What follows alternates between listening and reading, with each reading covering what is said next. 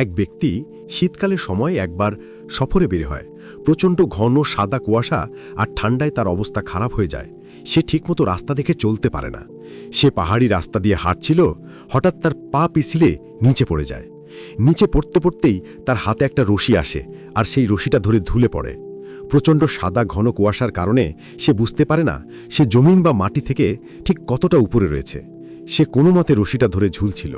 সে প্রচণ্ড ভয় পেয়ে যায়, আর তখনই আল্লাহর কাছে দোয়া করে, হে আল্লাহ, আমাকে বাঁচিয়ে নাও।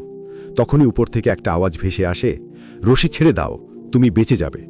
ব্যক্তিটি অবাক হয়ে যায়, কারণ সে বুঝে যে এটা কিভাবে আল্লাহর কণ্ঠ হতে পারে। আর আল্লাহ আমাকে কেন রশি ছেড়ে দিয়ে নিচে পড়ে যেতে বলবে? তাহলে তো আমি মরে যাব। তাই সে আবার আল্লাহর কাছে দোয়া করে, হে আল্লাহ, আমাকে বাঁচিয়ে নাও। ঠিক আবার উপর থেকে একটা আওয়াজ আসে, রশি ছেড়ে নাও, তুমি বেঁচে যাবে। ব্যক্তিটি এবারও সেই আওয়াজের উপর ভরসা করতে পারে না, মানে আল্লাহর উপর ভরসা করতে পারে না। সেই রশিকে আরও শক্ত করে বেঁধে ফেলে তার কোমরের সাথে। রাত গভীর হতে থাকে, ঠান্ডা বাড়তে থাকে, কুয়াশা বাড়তে থাকে, আর প্রচণ্ড ঠান্ডায় সে মারা যায়। পরদিন ওই পাহাড়ে নিচ দিয়ে একটা কাফেলা যাচ্ছিল, আর তারা এই দৃশ্যটা দেখে অবাক হয়ে যায়। ওই ব্যক্তিটি মরে একটা রশির সাথে ঝুলছিল। আর অবাক করা বিষয় হলো, ওই ব্যক্তি আর মাটি বা জমিনের মধ্যে মাত্র 2-3 ফিটের ব্যবধান ছিল। কাফেলার সর্দার বলে, এই ব্যক্তিটা কত বোকা, যদি সে রশিটা ছেড়ে দিত তাহলে বেঁচে যেত। তো এখান থেকে আমরা শিখতে পারি, আমার যতই বিপদে পড়ি, আল্লাহর ওপর ভরসা রাখতে হবে।